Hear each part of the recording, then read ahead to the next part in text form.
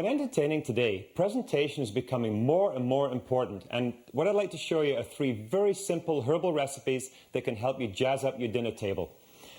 Using edible flowers, we have quite a selection here in front of us, and I'd like to get started first with some candied pansies.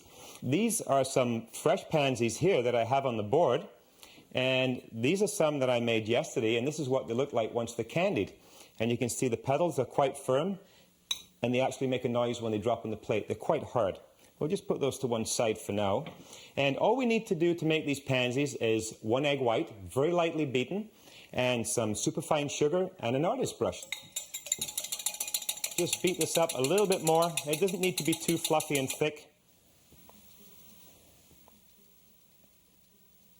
Taking the brush, just dip it in and get a little bit of egg white onto the brush. Brush from the center out to the edges. The reason you do that is if you brush from the edges back into the center, you fold the petals up. And I know this looks kind of fiddly, but by the time you've done 3 or 4 of them, it's really a breeze.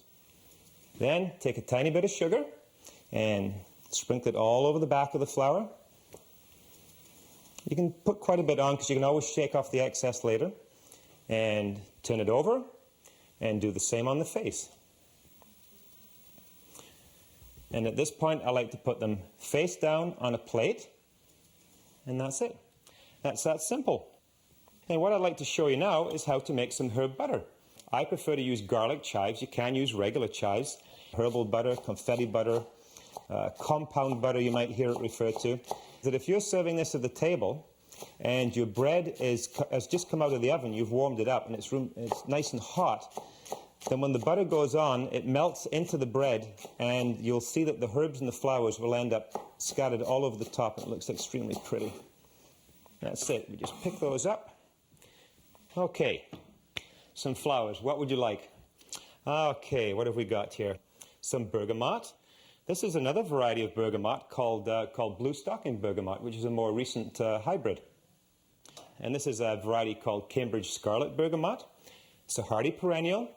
Likes rich, moist soil and full sunshine. So that we've got reds, we've got purples.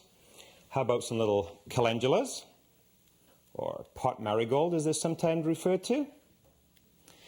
And when you're harvesting flowers to use for these kind of recipes, it's really important that you get them from a garden that's been unsprayed.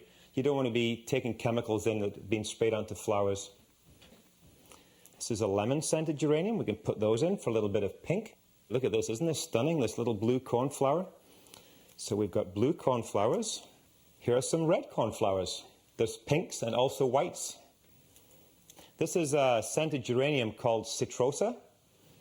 And it's the scented geranium that's supposed to repel mosquitoes if you have enough of the plants sitting around you.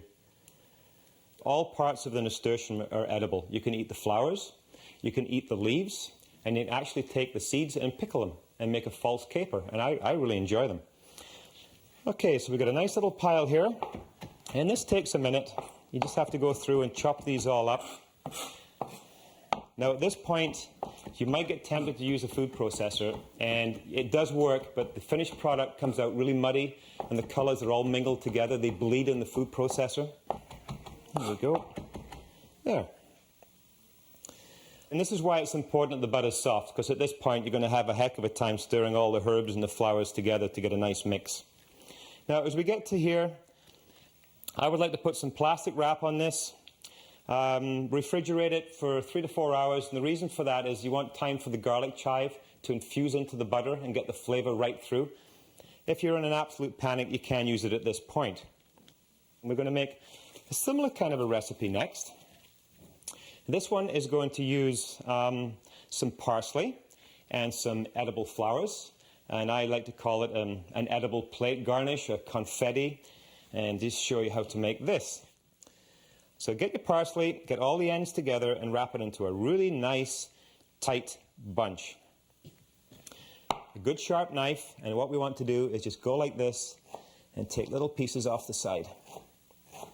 Just a little bit.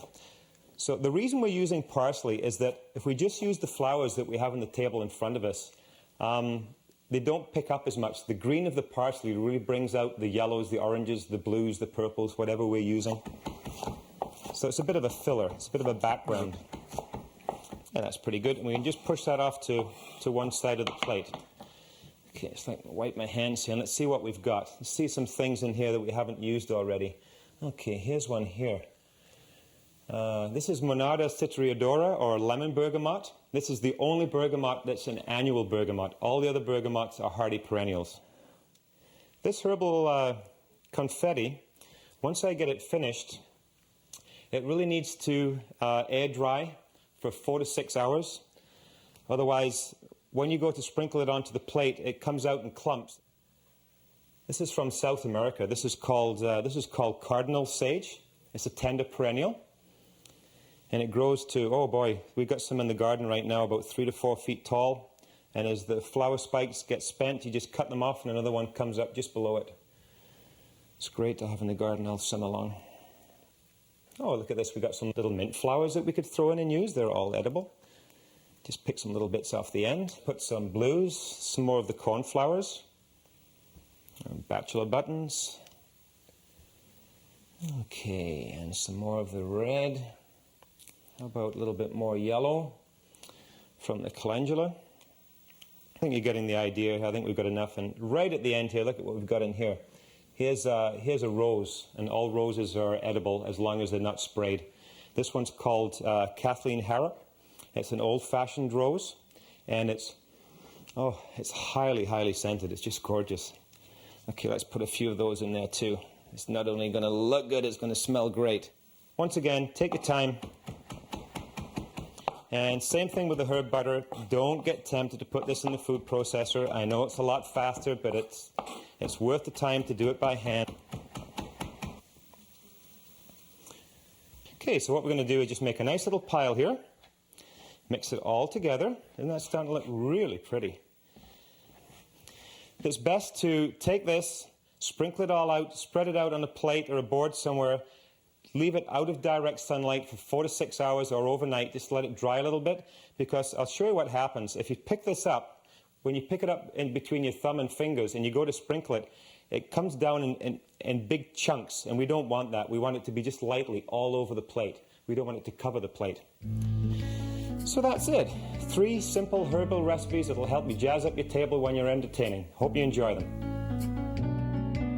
Here's a complete list of edible flowers. It includes apple, bergamot, borage, salad burnet, calendula or pot marigold, chervil, chives and garlic chives, coriander, English daisies and oxeye daisy, dandelion, daylily, dill, elderberry, gladiolus, grape hyacinth, hollyhocks, honeysuckles, Johnny jump-ups, lavender, lemon balm, lilac, lovage, marjoram, oregano, mustard, nasturtiums, pansies, garden peas, pinks, plums, red clover, rocket, rose, all the various rosemaries, savory, both winter and summer, scarlet runner beans, scented geraniums, squash, sweet woodruff, thymes, and violet.